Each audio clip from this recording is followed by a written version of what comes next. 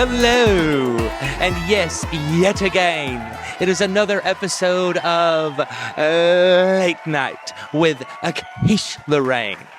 And my guest this evening is Dixon, Normus. You may say hello, Dixon. Hello, Dixon. Oh, well, you... Good job. Don't do that again. Let us just jump right into the questions. And the one I always love to ask most is how you came up with your name. It's funny you say that because I was working for a gun store when I thought I would try drag on a whim. And I was just like fumbling through names off the top of my head. I was talking to the girls that I was working with and everything. And I'm like, Ben Dover. No, that's not gonna. No, that won't work. And I, because I love puns, especially wordplay. And I'm just like thinking, I'm like Dixon, something, and I'm like, aha. I want to go back to this a gun store. You were working at a gun store. I was working at a gun store. How did that happen? I was looking for a job, and I was looking for something close by, and I'm like, why not? Why not? It's conservative America. Let's go. And sure enough, they gave me the job, and I was given the power to tell people no when it came to purchasing firearms. And I loved their reaction when they got mad about it. Well, are you a shootist? No. Oh, okay. It was fun. It was fun while it lasted. I am an excellent shootist. A skeet, I could shoot a skeet all the livelong day. You'll have to tell me more about that after the show. Okay. What made you even want to do this drag nonsense? I was a really big fan of RuPaul's Drag Race for the longest time. Everybody has said that so far. Well, and I've never, still have not seen it. When I was in high school, it was really popular then. And then I randomly found this video on the internet of drag kings transforming these women into these male personas. And my eyes just sort of were like, oh, you can do that. And I just started playing around in makeup one day, and Dixon was born. You said drag king. I'm sure everyone knows what a drag queen is, but explain drag king. Stereotypically, it's cisgender women portraying a masculine persona, but like it's 2024. The drag world has opened up so much to where literally anybody can do whatever they want. They can be masculine presenting, feminine presenting, or somewhere in between, and it's become a beautiful thing. Like Colin Butte, you can dress as a piece of bacon. That's valid. I also enjoy bacon. What was the very first show you performed in? The very first show I performed in was at this little bar called Glow Sky. One of my friends from high school was running an open stage night for literally anybody that wanted to come out and perform. And I stepped out and I was so nervous. I gave myself an anxiety headache. And that was the worst headache I think I've ever had in my entire life. But it was worth it in the very end, because had I not done that, I wouldn't be sitting here right now with the quiche. So, do you have pictures or video of that? I do not, and I'm so glad that I don't, because I was literally in a pair of jeans, sneakers, and a t-shirt with some questionable makeup that I had. I believe it is time to take our little break for you to toddle along and do your performance. But I'm having so much fun right here. Oh, we shall come back. We have to get into the emotional part of the interview. Do I have to? Well, I'm a Cancer, so I'm all for that. We'll get you all tired out from your performance and then drag the emotion out of you. And just when I thought I wasn't going to cry today, but hey, I can fit it in my schedule. Oh, good. Toddle off now, and let's see you perform.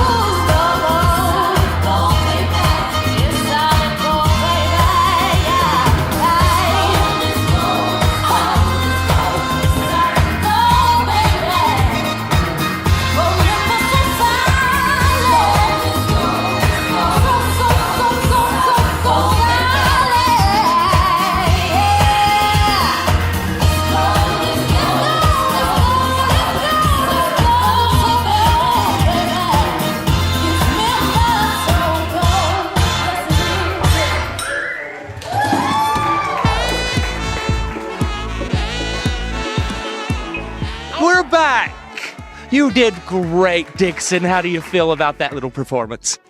Fabulous. Oh, good. Good. I wasn't impressed. You never are, but you stick around, and I'm here for it.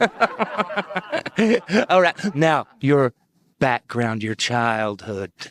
Oh, God, do we have that much time? I'm assuming you were not like the rest of the children in the neighborhood. When I was growing up, I was never the biggest fan of feminine clothing for myself. Matter of fact, coming from a Christian background, it was very traditional for girls and women to be sporting dresses, the many colors, floral patterns, and every You said dresses in the most disgusting way I've dresses. As a child, I was not the biggest fan of dresses. I remember specifically pitching a fit of fits when my mom tried to make me wear a dress. I was like 5 years old. I did not like. I loved pants. Pants were my favorite thing in the world. I'm like, Mom, why can't I wear pants to church? Mama does it. And it didn't work. It didn't work. It didn't work at all. Matter of fact, for the longest time, I received so many dresses and skirts and whatnot for Christmas from my grandparents, and I did my best to keep a positive look on it. I would literally wear it like the following Sunday for church, just so that way I could say I wore it, and then I just hung it back in my closet. Well, that was nice of you anyway. Oh, You didn't want to hurt the grandparents' feelings. No, I did not. No. So, well, did your parents realize? Nope. Really? Not at all. They thought maybe just a tomboy or something like that. They really had no clue whatsoever. Like, they didn't realize how different I was. I still played with dolls. I had my Barbies. I had my Bratz dolls. I had this, that, and the other. But I also enjoyed playing with the things that my brother had. We had these little Bionicle toys where it came in like this little cylindrical tube, and you assembled they were like robots, and you like almost like Tinker Toys, but newer. Yeah, I know what you. We would assemble them and we would play with them. I played with Matchbox cars, the whole 9 yards. I still have my Matchbox cars. I love that for you. I had Pokemon cards, Yu-Gi-Oh cards, every kind of like trading card you could probably think of growing up. And I was more into like the boyish things that typical boys would be into. And my parents just sort of like didn't really see much from that. They're just like, oh, they're getting along. That's all that matters, right? And then I got into high school, and I didn't feel completely correct when I was there. I still, did my work. I did this, that, and the other. I had my friend groups in each class that I had. And then I got into theater class. And I have never felt more at home than I was when I was in my theater class. Deborah Parkhurst was my teacher. God rest her soul. She passed away a while back. And I actually owe a lot of my drag career to her because she got me out of my shell and made me fall in love with the spotlight. Mine was Miss Buell. Nice. She's gone now, too. But yeah, that was my high school drama teacher. And I stayed friends with her for 30 years until she passed from cancer. But mine also passed from cancer. Oh, well, we got something in common. That's not a good thing to have in common, but... Trauma bonding, I think is what they call it. Well, okay. Being a trans, I don't think that's the way you're supposed to say that, is it? A transgender person, but we're getting there. It's a new thing to me. And actually, you're my first interview. Oh, work. Yes. So, have you had hardships in the drag community because of it? Yes and no. When I came out, I actually came out on the very stage that I'm performing on tonight. I came out to all of my peers, and I received all this love and support from everybody. Like, when I revealed my little sign that I made, I said, my name is Jackson and I am trans. The whole crowd just went nuts, and I was in tears because my brother, who was here while he was still living here at the time, I made sure that he was here for that, and he gave me the biggest hug, and it was magical. Oh, that's a good little story. But there are some hardships for transgender artists, particularly trans men, because we don't get seen as valid. A lot of times some of them think that, oh, well, you're trans now. You don't have to do anything to your face anymore. You don't have to do this, that, and the other. And I'm like, no, I still take pride in doing. I can tell you've done things to your face. Thanks. It's called life. Life has done things to my face. No, and actually, how long have we known each other? 2 years? Year and a half? I believe we first met at Brickyard when you helped with, what was it? The Rocky Horror Picture Show that we did. Yes. You made I was the giant lips. You made the big red lips. Yes. But no, since I've known you, I have seen the makeup grow and grow. So good. Yes. Thank you very much. Yes. I take a lot of pride in my face. So, hey, I'm all for it. Now we shall play a little game called... That's my opinion!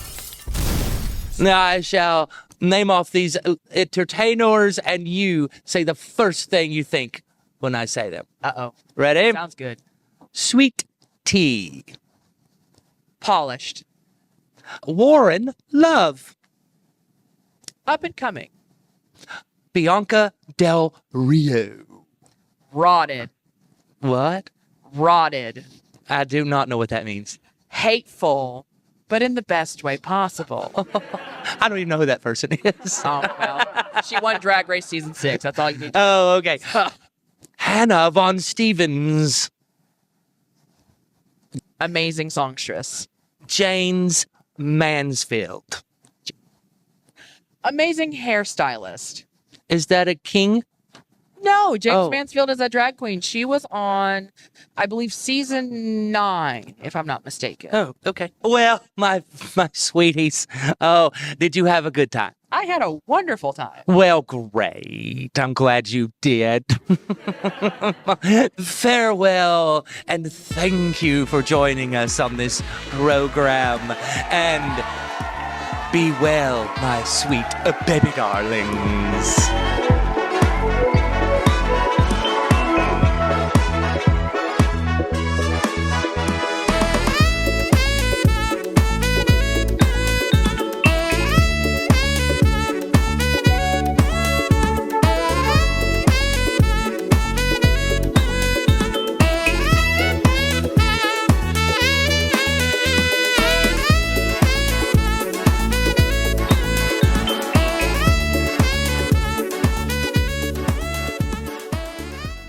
I didn't get my wiener.